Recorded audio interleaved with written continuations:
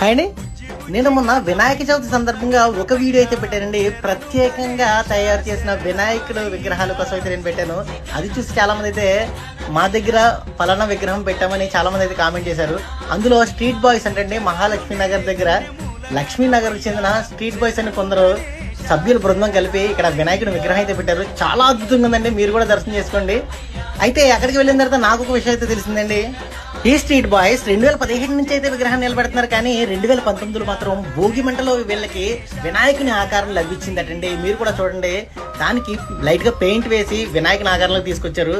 స్వయంగా వినాయకుడే తమ దగ్గరికి వచ్చారని వీళ్ళందరూ భావించారండి. వినాయకుని విగ్రహం పెడదామంటే COVID-19 వచ్చింది. కోవిడ్ తర్వాత విగ్రహాలు పెట్టడం లేదండి. తర్వాత ఈ స్ట్రీట్ బాయ్స్ అందరు కలిపి ఆ విగ్రహానికి అయితే చిన్న గుడి ఏర్పాటు చేశారండి. వీళ్ళ భక్తికి అయితే ఖచ్చితంగా హాట్స్ ఆఫ్ చెప్పాలి. మీరు కూడా చూడొచ్చు ఆ బృందాన్ని. వీళ్ళే ఏర్పాటు చేసుకున్నారు, వెనకాల హస్తం కూడా వీళ్ళే స్వయంగా తయారు చేసుకున్నారండి. విగ్రహాన్ని అయితే ఇప్పుడు క్లియర్ గా చూడొచ్చు మీరు. నేను ఈ పందిరి దగ్గరికి వెళ్ళగానే స్ట్రీట్ బాయ్స్ అయితే నన్ను చాలా బాగా రిసీవ్ చేసుకున్నారండి. నాకైతే చాలా ఆనందం అనిపించింది. అలాగే చాలా వీడియోలు తీశాను ప్రత్యేకంగా ఉన్న వినాయకుడివి. అవి నెక్స్ట్ వీడియోలో పెడతాను. మరి లేట్ ఎందుకు, ఫాలో చేసేయండి మరి.